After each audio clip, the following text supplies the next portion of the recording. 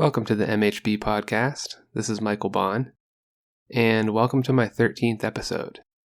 Tonight I want to talk about free will. The discussion of free will is important because many of the leading atheistic worldviews claim that free will is an illusion.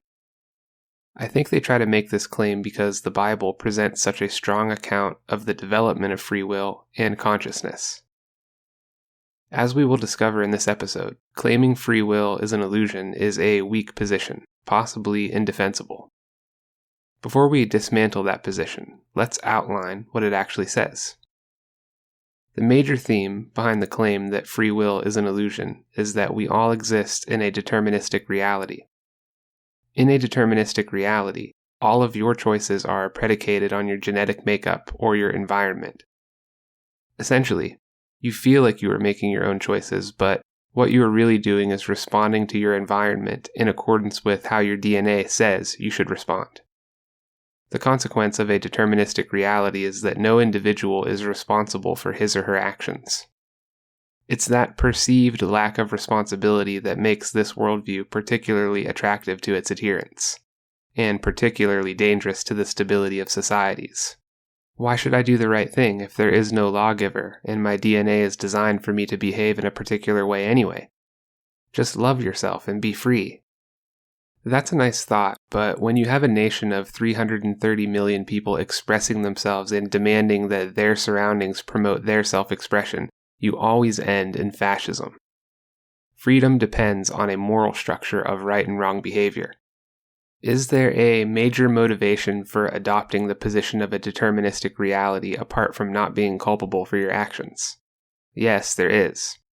The atheist bastions himself in the idea that free will is an illusion because it allows him to tie the consciousness to the physical makeup of the body. It moves the consciousness out of spiritual reality and into biological territory.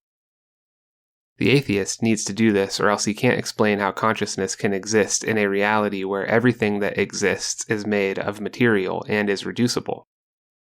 Consciousness can't be put under a microscope in a lab, and yet we all experience it as being real. Ironically, it appears to be religious thought itself that deals the fatal blow to a deterministic reality. Consider.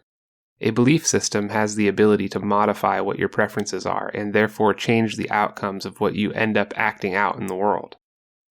But you get to choose which belief system. You can be an atheist one morning, wake up the next morning and decide you want to convert to Christianity. That conversion will radically change how you see the world and all of the decisions that follow it. But it can only do that if you choose to believe it. You can see that there are some elements of determinism here, namely, your belief system determines your actions and how you see the world. But these elements of determinism don't even show up on the scene until after the free will choice has been made.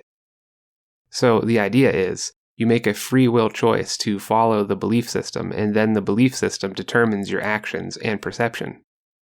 Here's what's interesting. The Bible said it would happen that way. When you accept Christ and turn towards God, you allow room in your heart for the Holy Spirit to indwell you. The Holy Spirit then guides you in your decision-making, keeping you as close to the divine will of God as you can be. So, according to Christian doctrine, you have the absolute free will choice to trust or reject God. Influence will rush into your consciousness as a result of either choice. God will influence you if you trust Him. The world will influence you if you reject Him. What's fascinating about the free will choice to trust or reject God is that it also happens to be the only thing in your life that no one can take from you. It's like it's divinely protected. Consider, your safety and security is dependent on your government. It can be taken from you. Your clothes, your job, essentially your entire identity can be taken from you. You can even be killed and have your life taken from you. But while you are alive, there are no circumstances in which your decision to trust or reject God can be taken from you. You could make an argument that trusting God is the only expression of free will that you have, in an ultimate sense, to love or to leave. And maybe that's why the atheist does not see free will, because he does not believe in God. Love is at the core of the Christian worldview, and that is perhaps why science can never quite wrap around it. In a deterministic reality, there is no love, no faith, and no hope. because faith, hope, and love each depend entirely on free will. If loving or rejecting God is the ultimate expression of free will, then it seems as if pack mentality or group identity is the ultimate expression of determinism. Consider the modern left-wing protests. Many, if not most, of the protesters are not even aware of what they are protesting or what their cause is. They are just doing it because everyone else is doing it and they want to identify with the group. This type of behavior is toxic to free thinking and seeks to destroy the free market of ideas. In groupthink, it doesn't matter what your ideas are if you appear foreign to the group. In the end, it seems strange that the atheistic thinkers who suggest religion is brainwashing are waging war on the one God who is the source of free thinking. Group identity and tribalism are the immediate result of godlessness. If you don't have God, then whose ideas rule the day? In order to carry weight in a nihilistic world of ideas, you have to have the biggest, most violent group. And then, if you are in that group, you're not allowed to think or say anything that goes against that group's identity. Group identity is brainwashing at best, fascism at worst, and unstable in every sense. Free will exists, and consciousness is as real as you are. It is part of the spirit, immaterial and extending beyond this world. The most important expression of free will you can make in your life is who you choose to follow.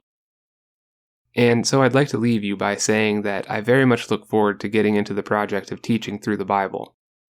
I'm going to use the breadth of my understanding in various disciplines to pull as much wisdom out of the verses as I can. I hope it will be as fun and productive for you as it will be for me. If you find this content valuable, feel free to share it and to use it in your own studies. If you'd like to support this podcast, you can do so at www.patreon.com/Michael H. Bond. There is a link in the description. Your generosity goes a long way to promoting the growth of this enterprise and the cause of free speech. Thank you all for joining me this evening, and I will see you in the next episode.